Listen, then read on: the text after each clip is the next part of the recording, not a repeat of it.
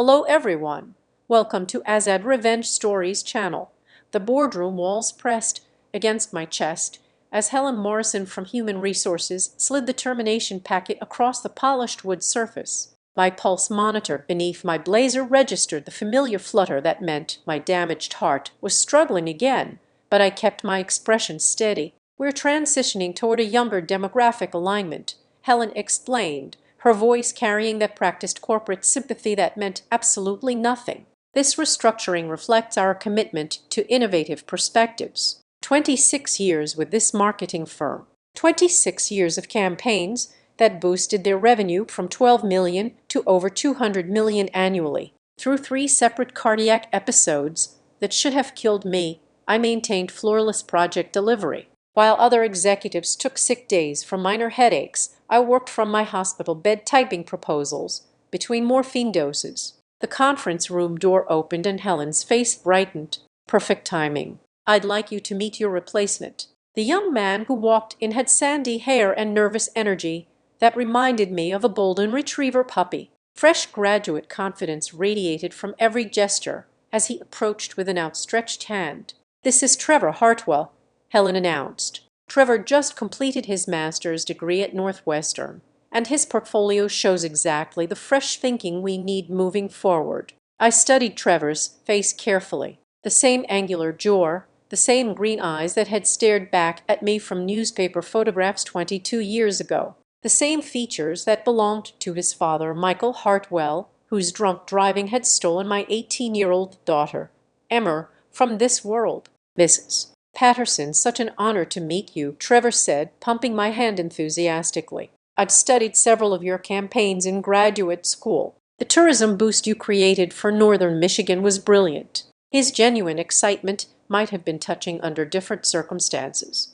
Here was a young man thrilled about landing his dream position, completely unaware that every step of his journey had been carefully orchestrated by the woman whose life his father had destroyed. "Before I dive deeper into what happened next, could you please take a few seconds to tell me in the comments where you're listening from? Because I want to know where my story is reaching across the world. And please like this video, subscribe to my channel, and hit the notification bell because what I'm about to share with you will change how you think about patience, justice, and the lengths a mother will go to honor her child's memory." I leaned closer to Trevor, close enough that Helen couldn't hear my words. "Your father killed my daughter 22 years ago.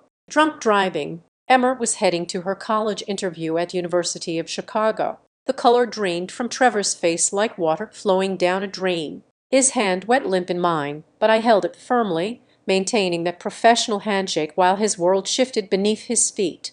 "I'd spent 2 decades making sure you'd end up exactly here in this position." At this moment, I continued in a whisper that could have been mistaken for friendly advice to any observer. Trevor's eyes darted between my face and Helen, who was gathering papers and chattering about transition timelines. I could see him trying to process whether this was some cruel joke or impossible coincidence. "The scholarship that paid for your undergraduate degree," I said quietly. "The one from the Morrison Educational Foundation. I established that fund. Your application was the only one they received because I made sure of it." Trevor's breathing became shallow. The tremor in his hand told me he was beginning to understand that coincidences this massive don't exist in the real world. "The internship at Bradley Marketing in Detroit," I continued, "the one where the original candidate mysteriously withdrew 3 days before starting. I bought out his student loans and offered him a better position in Seattle. Couldn't risk him taking the experience you needed to build your resume." Helen glanced up from her paperwork. "Everything all right over there? You two seem to be getting along wonderfully." "Just sharing some industry insights," I replied with a warm smile. Trevor reminds me so much of myself at his age. The irony wasn't lost on me. Trevor did remind me of my younger self back when I believed hard work and talent were enough to guarantee success. Before I learned that sometimes justice requires decades of patience and planning. "The recommendation letter from Professor Williams at Northwestern," I whispered to Trevor. "The one that secured your graduate program admission. Professor Williams retired 8 years ago.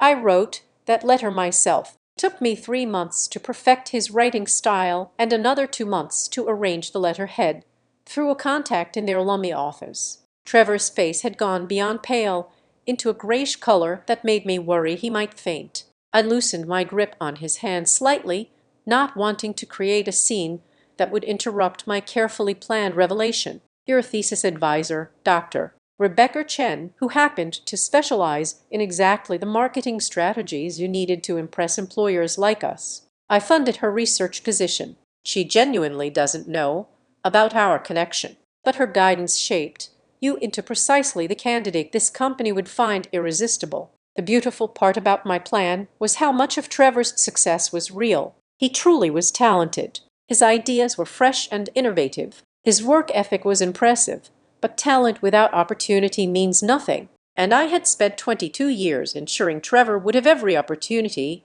he needed to reach this exact moment. The apartment you're living in downtown, I continued. The one with rent so affordable it seemed too good to be true. The landlord is my brother-in-law. He's been losing money on that property for 2 years, but I've been covering the difference. Had to make sure you could afford to live close enough to commute here easily. Helen stood up and stretched. I'm going to grab some coffee. Can I bring either of you anything? I'm fine, thank you, I said, never breaking eye contact with Trevor. Trevor opened his mouth, but no sound emerged. He cleared his throat and tried again. Coffee would be great. Black, please. As soon as Helen left the room, Trevor found his voice. This is insane. You can't have controlled my entire life. There is no way someone could plan something this elaborate. Your college girlfriend, Amy, I said, the one who broke up with you right before graduation. I hired a private investigator to find out everything about your relationships. Amy was planning to propose marriage. I couldn't risk you settling down in Chicago when you needed to be here in Grand Rapids. So I arranged for her to receive a full scholarship to graduate school in California along with a research position that required her to start immediately. Trevor's eyes filled with tears. Amy said she couldn't turn down the opportunity. She said it came out of nowhere, like a miracle. Miracles are usually just careful planning disguised as luck. I replied, Amy never knew about my involvement.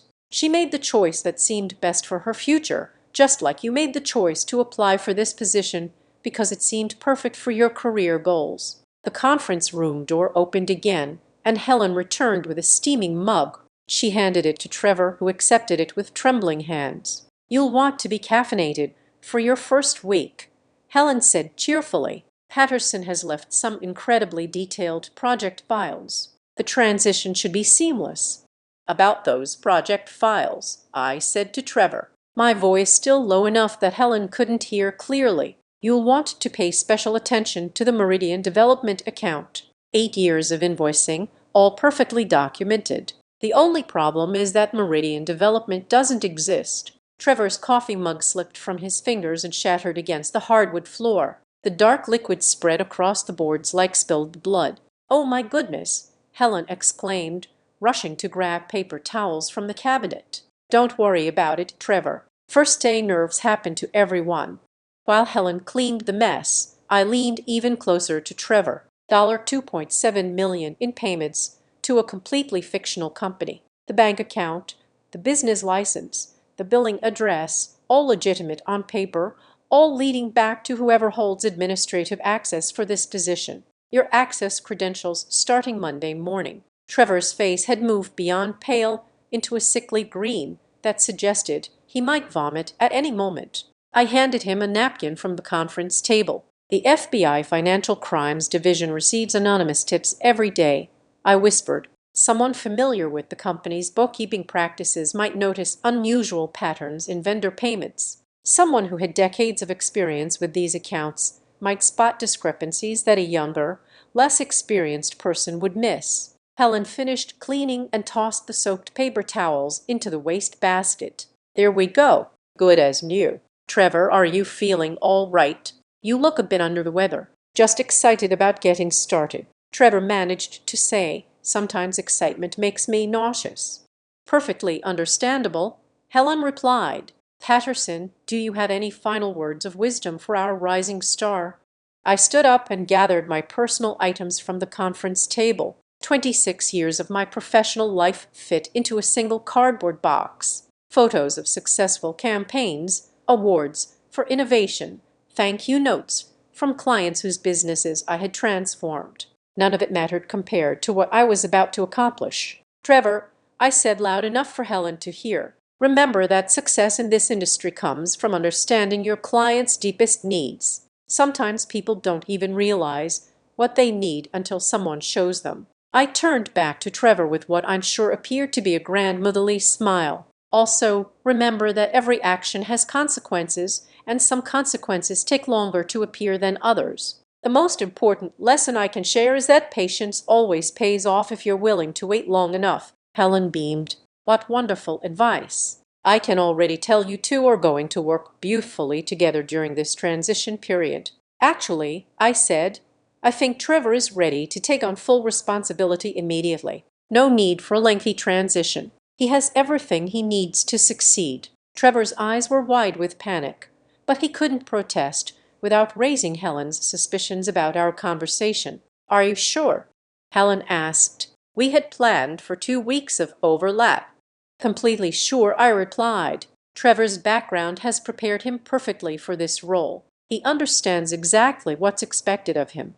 I walked around the conference table and stopped directly in front of Trevor. "One last thing," I said, extending my hand for a final handshake. "Emma would have been 40 years old next month. She wanted to be a pediatric nurse. Every year on her birthday, I visit children's hospitals and donate medical equipment in her memory." Trevor's hand was cold and clammy when he shook mine.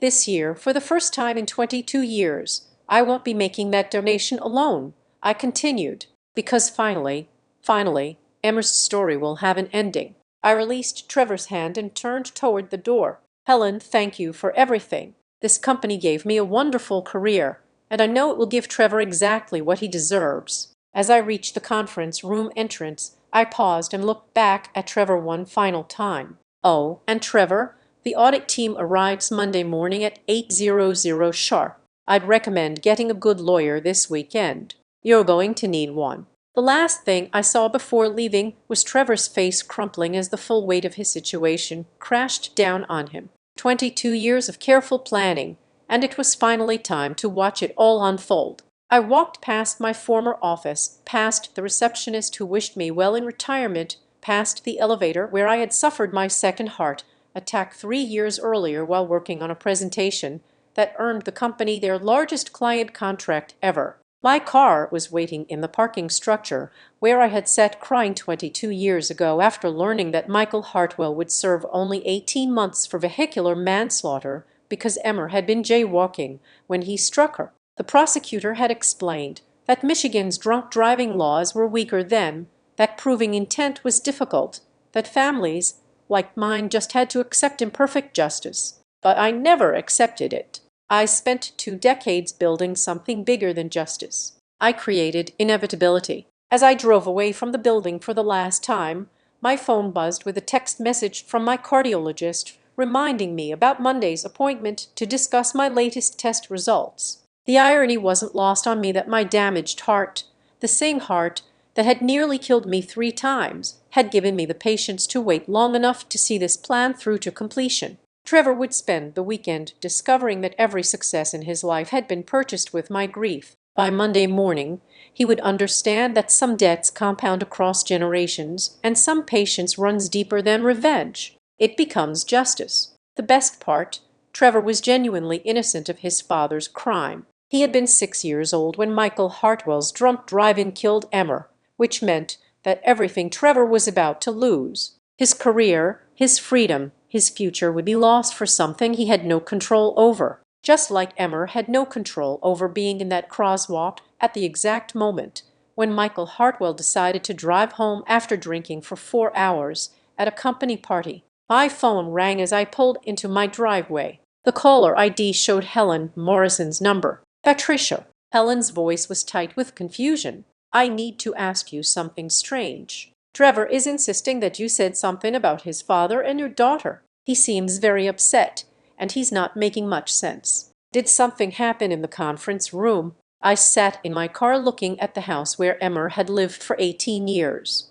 Her bedroom window still faced the street, still had the white curtains she had chosen for her 16th birthday. "Helen," I said carefully, "I think Trevor might be overwhelmed by his new responsibilities. Starting a new position can be very stressful, especially for someone his age. Sometimes stress makes people imagine things that didn't actually happen." "That's what I figured," Helen replied, relief evident in her voice. "He's asking about audit teams and fictional companies and all sorts of bizarre things. I told him he needs to go home and get some rest before Monday." "That sounds like excellent advice." I agreed. "Trevor just needs time to adjust to his new reality." After Helen hung up, I sat in my driveway until the sun set behind Emmer's bedroom window. Tomorrow I would visit her grave and tell her that the man who killed her was about to watch his son's life destroyed piece by piece, just like ours had been destroyed in that split second 22 years ago. Some people would call what I did cruel. They would say that Trevor didn't deserve to pay for his father's mistakes. They would argue that revenge never brings back the dead. They would be right about that last part, but they would miss the deeper truth. Justice isn't about bringing back the dead.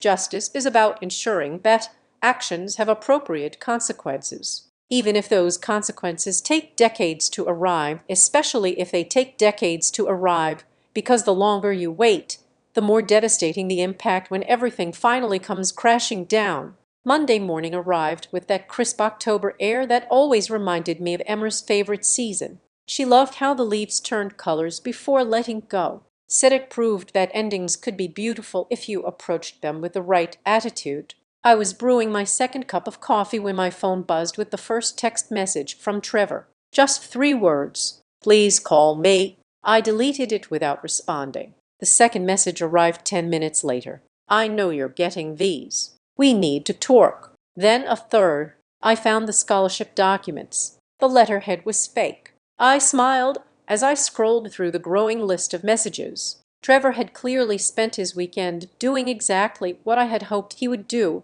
investigating every detail of his life, discovering fingerprint after fingerprint of my involvement. The internship coordinator in Detroit says no one named Patterson ever contacted them about me. Amy never applied for that California scholarship. She says someone called her pretending to be from the university. "My landlord is your brother-in-law. His name is on the property records." Each message revealed another piece of the puzzle Trevor was frantically trying to solve. But the beautiful thing about spending 22 years planning something is that you have time to make sure every piece fits perfectly. At exactly 7:45 that morning, my phone rang. Trevor's number appeared on the screen, and this time I answered. "Good morning, Trevor," I said pleasantly. "How was your weekend?" "You have to stop this," he said immediately. His voice carried the exhaustion of someone who hadn't slept in days. "Whatever you think you're accomplishing, it's not going to bring your daughter back." "You're absolutely right," I agreed. "Nothing will bring Emmer back. But your father is still alive, still living comfortably in his retirement home in Florida, still collecting Social Security benefits and pension payments from the trucking company that employed him for 35 years after he killed my child." Trevor was quiet for several seconds. When he spoke again, his voice was smaller. "My father has dementia. He doesn't even remember what happened that night." "How convenient for him," I replied. "Emmer doesn't have the luxury of forgetting anything because she doesn't have the luxury of being alive." "But I was 6 years old." Trevor's voice cracked. "I didn't even know what drunk driving was. How can you punish me for something I had no control over?" I set down my coffee cup and walked to Emmer's bedroom, which I had preserved exactly as she left it 22 years ago. Her college application materials were still scattered across her desk, including the University of Chicago information packet she had been studying the night before her interview. "Do you know what Emmer's last words were?"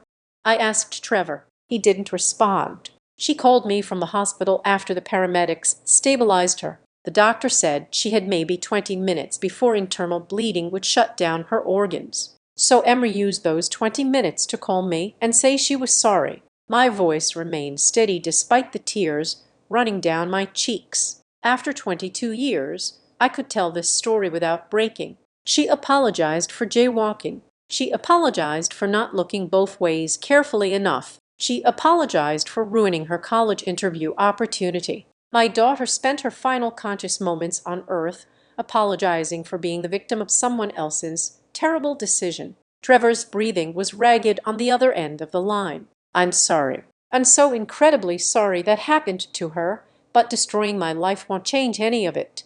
You're wrong about that, I said, walking back to my kitchen window where I could see the neighbor children waiting for their school bus. Destroying your life changes everything because it means that Michael Hartwell's action finally has an appropriate consequence. He went to prison 18 months in minimum security. He served 11 months and got early release for good behavior. 11 months. Trevor Emmer was 18 years old. Your father served less than 1 month for every year of life he stole from her. I heard Trevor make a sound that might have been a sob. But more importantly, I continued, your father got to watch you grow up. He got to attend your high school graduation, your college graduation, your graduate school ceremonies. He got to be proud of your accomplishments and excited about your future. All the things I will never experience with Emmer.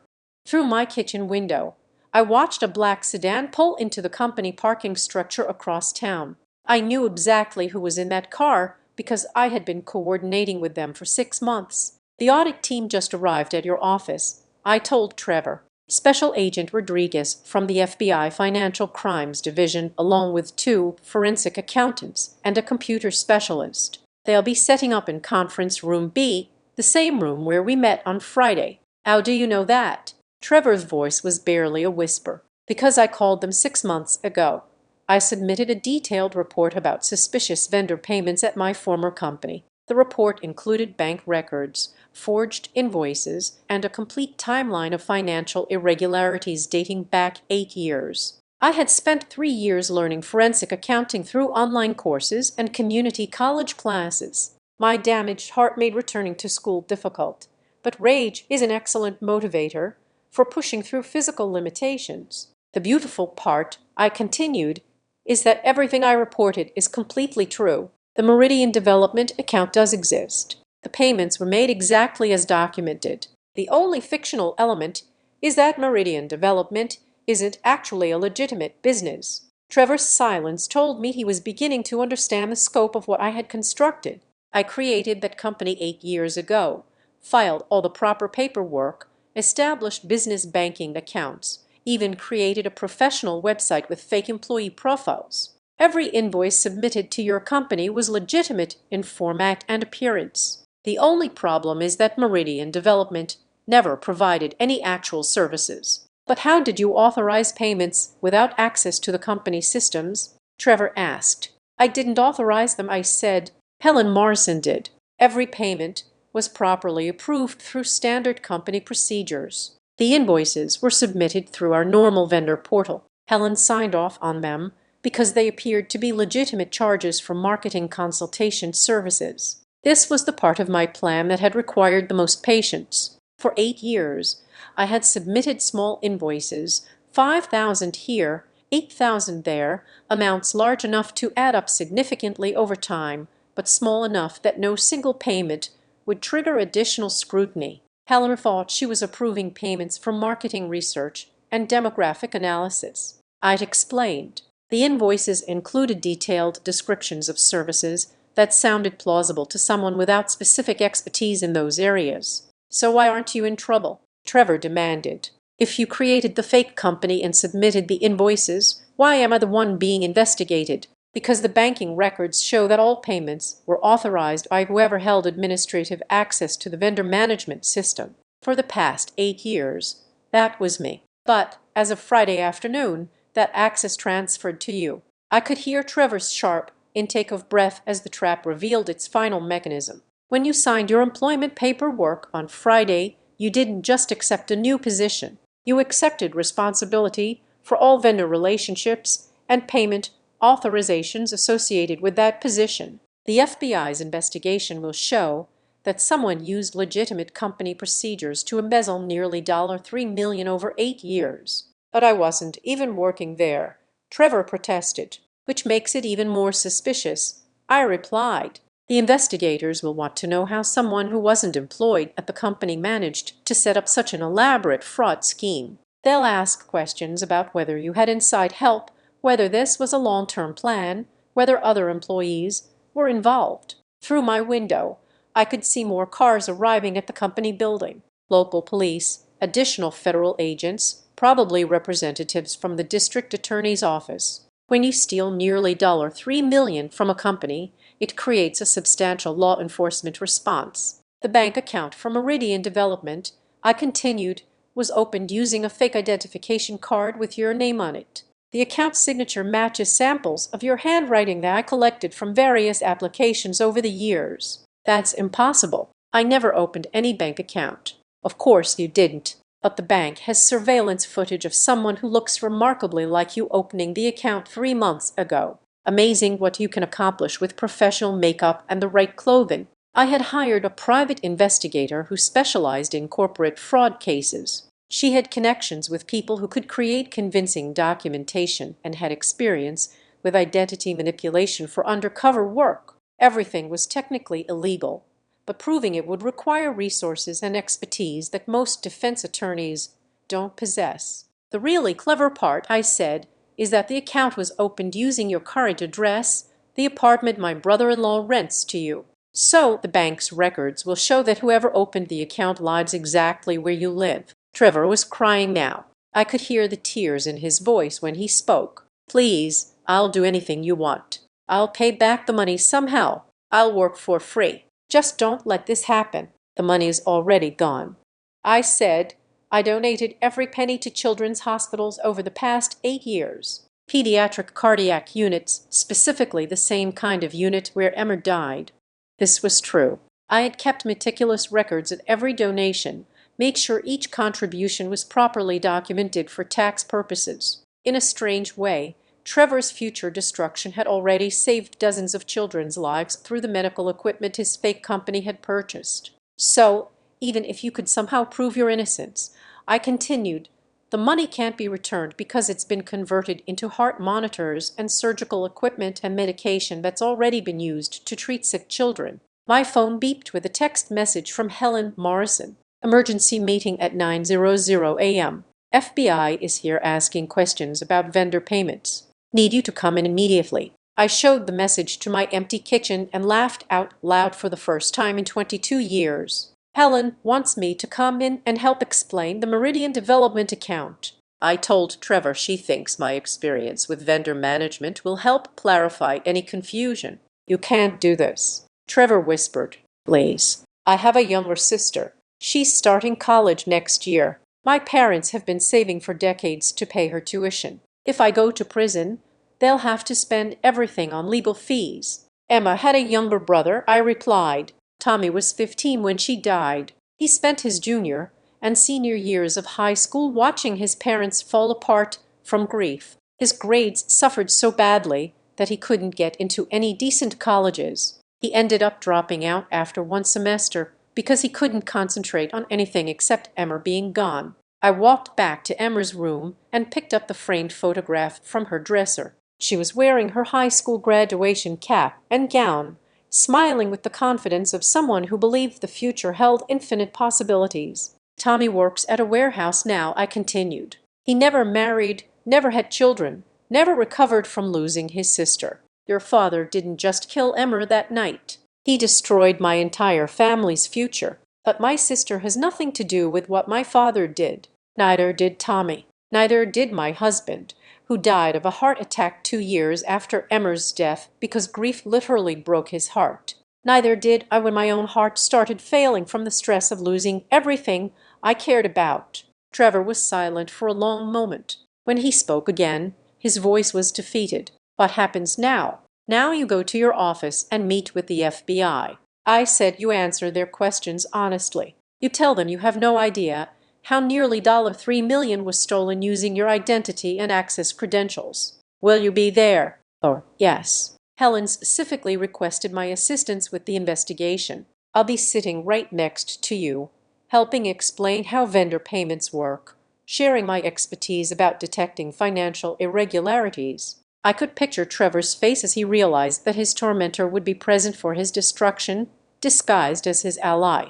"The irony is beautiful," I said. "For the next several hours, I'll be working very hard to help you prove your innocence. I'll share every detail I know about the Meridian Development account. I'll explain exactly how someone could have manipulated the vendor system. I'll be your strongest advocate. Why would you help me? Because helping you will make your situation worse. Every detail I provide will demonstrate how sophisticated this fraud scheme was, how much planning it required, how someone would need extensive inside knowledge to pull it off. The more helpful I am, the more obvious it becomes that only someone with your exact access and background could have done this." My doorbell rang. Through the front window, I could see a police car in my driveway. "The authorities are here to escort me to the office," I told Trevor. "Standard procedure when they need a former employee to assist with an active investigation. I should go." "Wait," Trevor said desperately. "What about forgiveness? What about moving on? What about being the bigger person?" I paused at my front door, looking one last time at the house where Emmer had grown up. "Trevor," I said gently, "I am being the bigger person. I'm giving your father's son the same opportunity for justice that his son's victim received. The only difference is that Emmer's justice came accidentally and instantly. Yours was designed carefully and will unfold slowly. This isn't justice. This is revenge." "Justice and revenge aren't opposites," I replied. "Sometimes they are the same thing, separated only by time and planning." I ended the call and opened my front door to greet the officers who would escort me to watch Trevor's world collapse completely. As we drove toward the office building, where I had spent 26 years building my career and my plan, I thought about Emmer's college application essay. She had written about wanting to become a pediatric nurse because children deserved advocates who would fight for them when they couldn't fight for themselves. 22 years later, I had finally become the advocate Emmer needed, the kind who doesn't give up, the kind who understands that some fights take decades to win, the kind who knows that love for your child doesn't end just because their life does. By evening, Trevor would be in federal custody. By next month, he would be facing trial for embezzlement, fraud, and conspiracy charges that would likely result in 15 to 20 years in prison. By next year, his family would be financially destroyed by legal fees, just like mine had been destroyed by funeral costs and medical bills and the complete inability to function normally after losing everything that mattered. And for the first time since Emmer died, I would sleep peacefully knowing that justice had finally arrived. Maybe some of you think what I did was wrong. Maybe you believe that forgiveness is more important than accountability. Maybe you think I should have found a way to move forward without destroying an innocent young man's life. But here's what I want you to understand. Emmer was innocent too, and unlike Trevor, she never got a second chance. If this story reached you, if it made you think about the people in your own life who matter most, please take a moment to like this video and subscribe to my channel. Tell me in the comments how far this story traveled to reach you, because I want to know that Emmer's story is being heard around the world. And remember that the people you love today might not be here tomorrow. Sometimes the most important thing you can do is simply pay attention to how precious ordinary moments really are. Because once they are gone, all you have left is the choice between acceptance and action. I chose action, and I've never regretted it for a single day. I invite you to subscribe to the Azad Revenge Stories channel, like this video, and support me further by hitting the hype button so the story in this video can be heard by many more people. Thanks to all.